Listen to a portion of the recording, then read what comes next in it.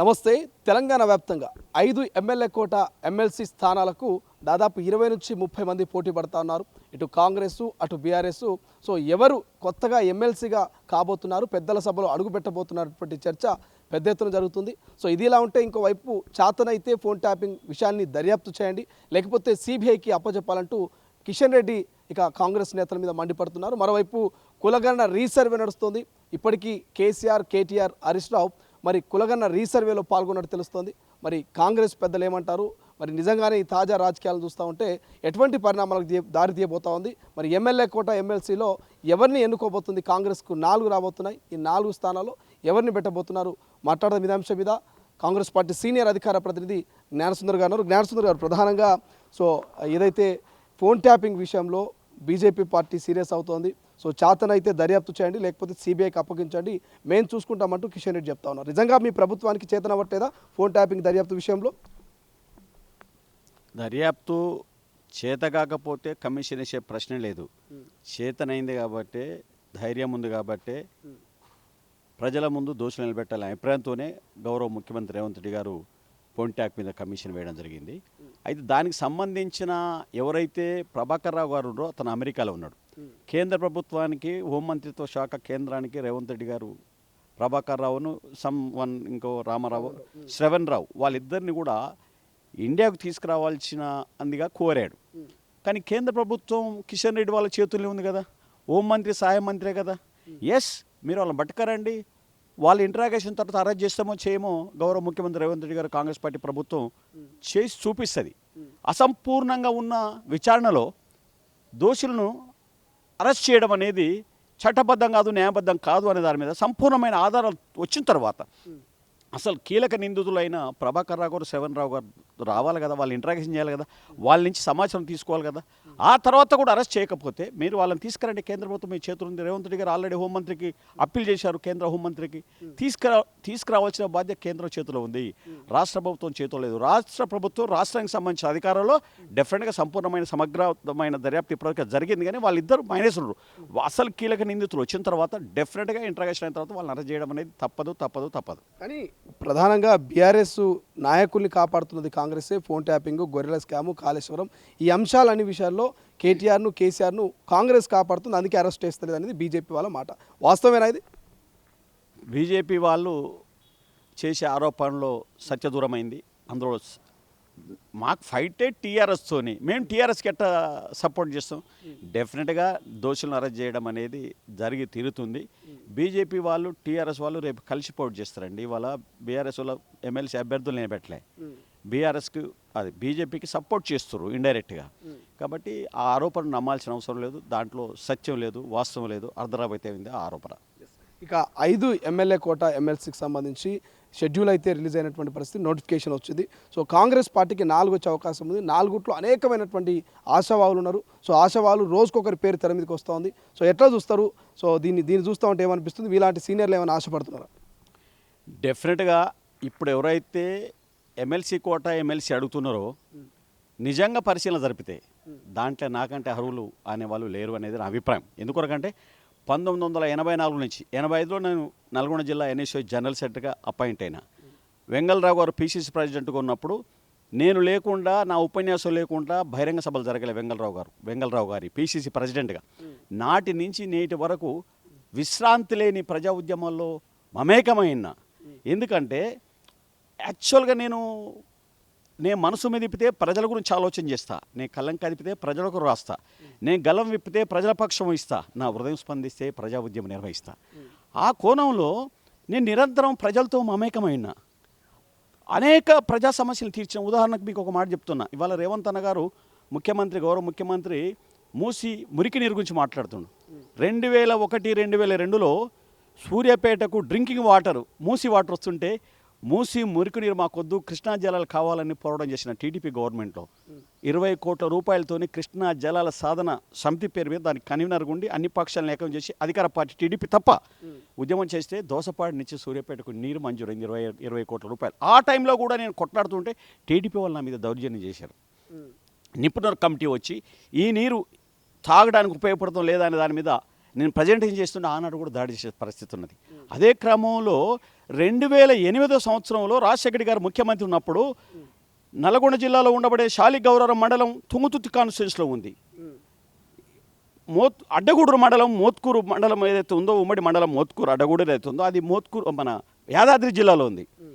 ఆ ప్రజలు తుంగతుర్తికి రావాలంటే వ్యాపార లాభ సంబంధాలు, కుటుంబ సంబంధాలు, వివాహ సంబంధాలు, సాగు సంబంధాలు వీటన్నిటికి ఇబ్బంది అవుతుందని చెప్పి మూసి బిక్కేరు వాగుల మీద బ్రిడ్జీలు కావాలని చెప్పి మాత్రం ఉద్యమం చేసిన రాజశేఖర్కి రిప్రజెంటేషన్ చేసి రాజశేఖర్ గారు కూడా ఒకసారి బహిరంగ సభ వస్తే బహిరంగ సభలో ప్లకార్డులు పెట్టి పెద్ద ఉద్యమం చేసిన. ఆ ఏటి చుట్టూ ఉన్న గ్రామాల్లో ఈ బ్రిడ్జీలు ఎందుకు అవసరం ఉన్నాయి దాని మీద విడోలకు చిన్నపిల్లలకు బుక్స్ బట్టలు పంపిణీ చేస్తూ బ్రిడ్జి ఆవశ్యకత గురించి గ్రామాన మీటింగ్ పెట్టిన. ఇవాళ 2 బ్రిడ్జీలు మంజూరని వంగమర్చి టు జాజిరెడ్డిగూడెం మీద bridge and Manayakunta to Gurazala bridge, Mothkur మండలం మానాయకుంట అండ్ శాలిగౌరవరం గురజాల, శాలిగౌరవం మండలం గురజాల, ఆ రెండింటి మధ్య లింక్ బ్రిడ్జెస్ చేపించిన, ఉద్యమాలు చేసిన. ఎందుకోరకంటే నాయకుడు అనేవాడు తల్లి మనసు కలిగి ఉండాలి. తల్లి పసికందు అమ్మ నాకు ఆకలిస్తుంది పాలివ్వమని అడగదు. తల్లే బిడ్డకు సకాలంలో పాలిస్తుంది. నేను కూడా తల్లి మనసు కలిగి ఉండి ఈ ప్రజానీకానికి ఏం అవసరం ఉందనే ఆలోచన చేసి అట్లాంటి అనేక ప్రజా ఉద్యమాలు చేసిన. మీకు ఇంకో మాట చెప్పాలంటే 1999లో కూడా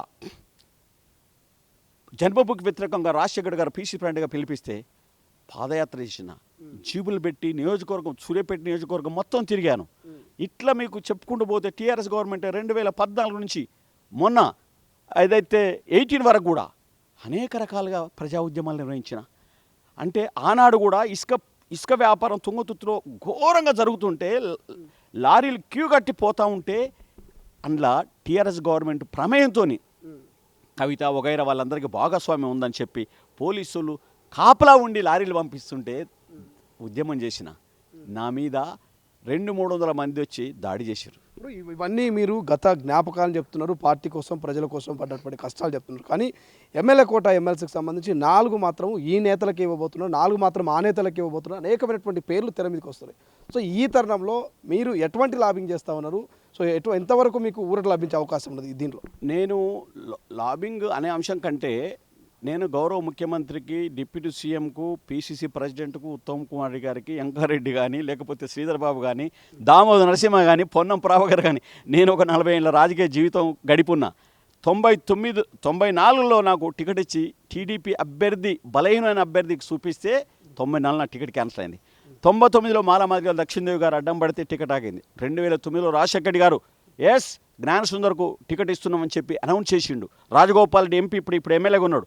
రాజగోపాల్ నీ దాంట్లో జ్ఞానసుందర్, నీ ప్యానెల్లో జ్ఞానసుందర్ పేరు చెప్పన్నాడు. 14లో అగ్రగామిగా ఉన్నా. అయితే ఇక్కడ ఒకటి ఉంది.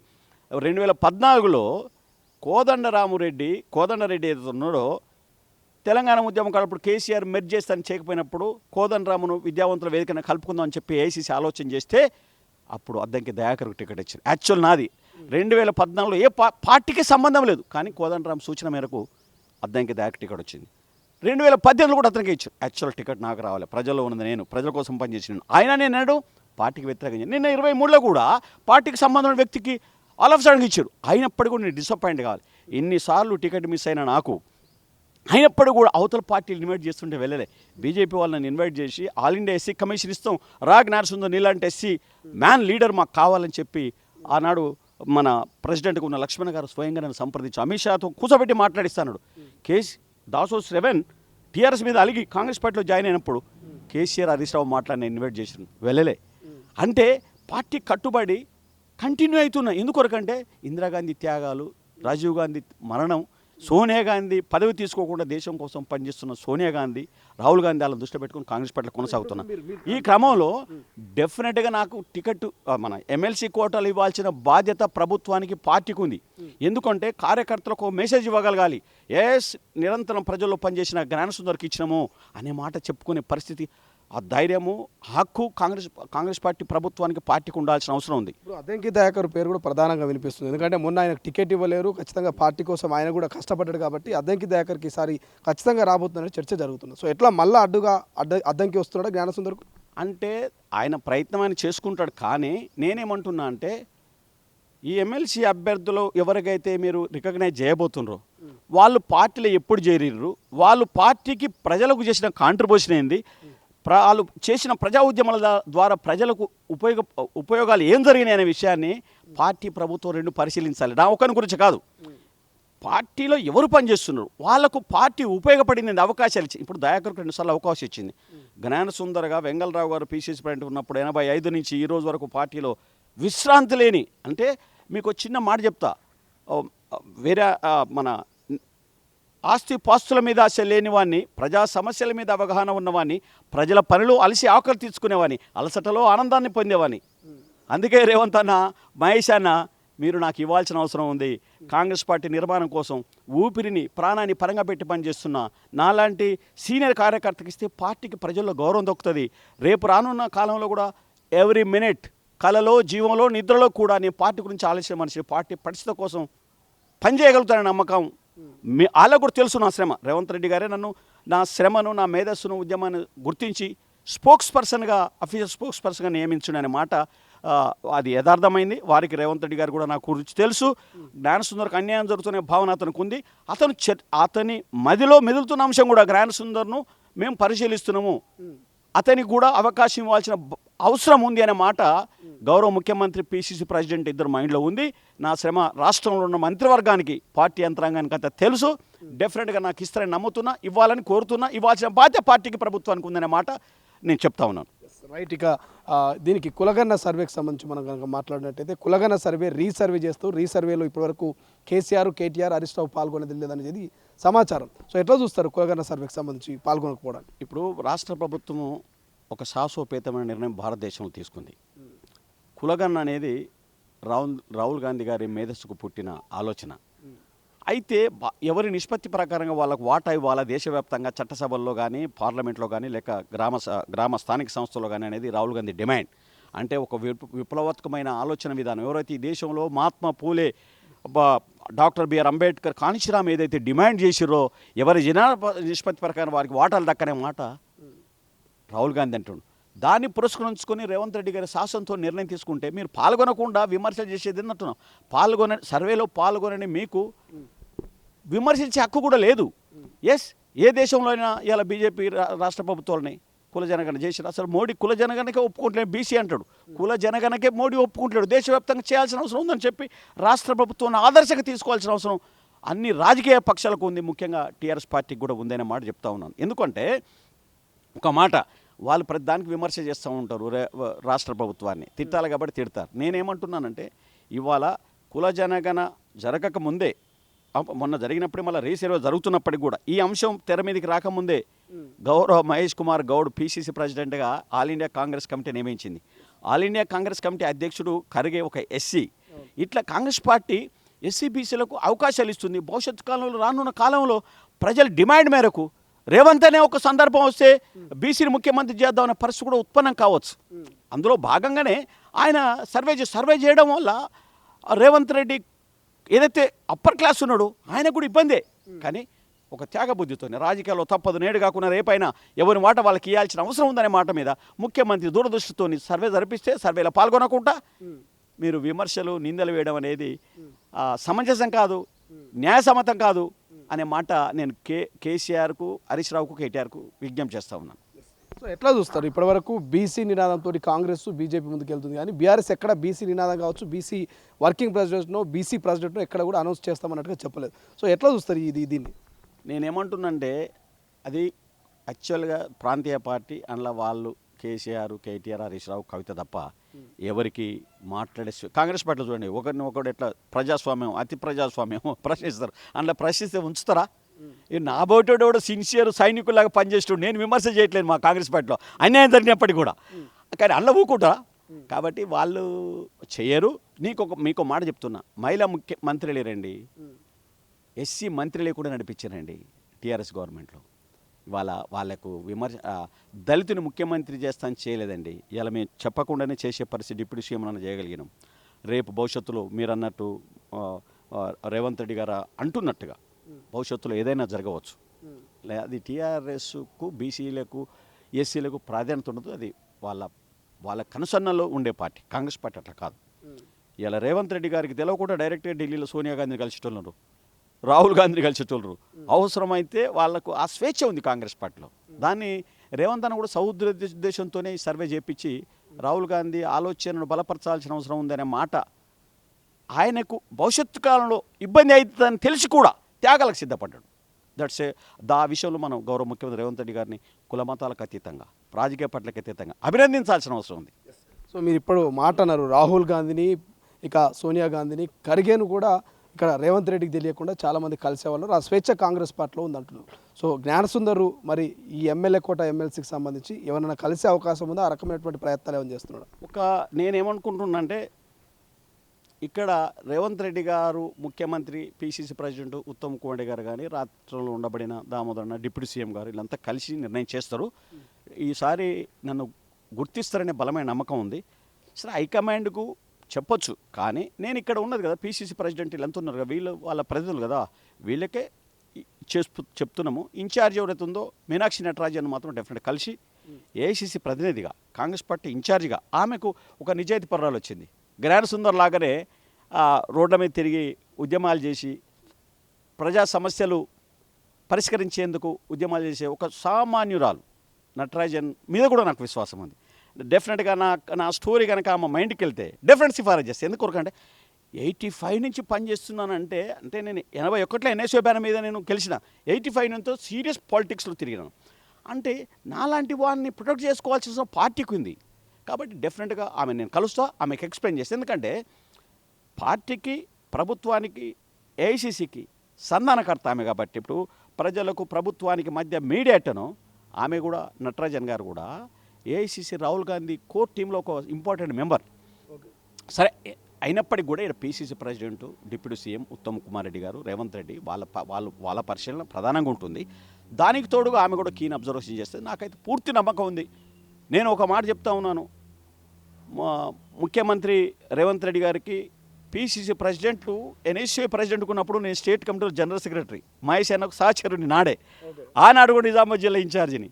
అంటే నేనేమంటున్నానంటే, ముఖ్యమంత్రి గారు మీరు ఆలోచన చేయాల్సిన అవసరం ఉంది.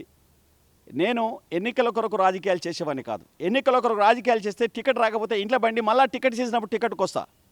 వచ్చినా రాకున్నా గుండె నిబరంతో, ఆత్మవిశ్వాసంతో ప్రజల మధ్య పరిగెత్తుతూ ఉన్నాను. ఇలా నాకు 60 సంవత్సరాలు వచ్చినాయి, అయినా యువకుల్లాగానే బిహేవ్ చేస్తూ ఉన్నాను. ఎందుకొరకంటే ఎన్నికల కొరకు రాజకీయాలు చేయను, కానీ రాజకీయాలను ఆరాధిస్తా, ప్రజాసేవను శ్వాసిస్తా, ప్రజాసేవలో మరణిస్తానని సంకల్పంతో రాజకీయాలు చేస్తున్నామని. కాబట్టి నన్ను ఎప్పుడు నిరాశ, నిస్పృహ, అధైర్యం, పిరికితనం, బాధ, వేదన నన్ను వంచలేకపోయినాయి. నేను సైనికుని. For ever I ready to die for the people and party. My life aim is live for the people, work for the people, die in the service of the Congress party. It is my సంకల్పం. కాబట్టి నేను ఎన్నడూ కూడా disappointment అనేది, నేను nervous అనేది నా లోపల రాలేదు, రానివ్వను. Right, thank you so much. ఇది మొత్తం మీద నటరాజన్ మీనాక్షిని నేను కలుస్తాను. ఖచ్చితంగా నా ప్రొఫైల్ ఆమెకు ప్రిఫర్ చేస్తాను, ఆమెకు చెప్తాను ఖచ్చితంగా. సో దాదాపు 60 ఏళ్ళ వయసు ఉంది. సో చాలా కాలం నుంచి, దాదాపు 30-40 ఏళ్ళ నుంచి కాంగ్రెస్ పార్టీ కోసం పనిచేస్తున్నా.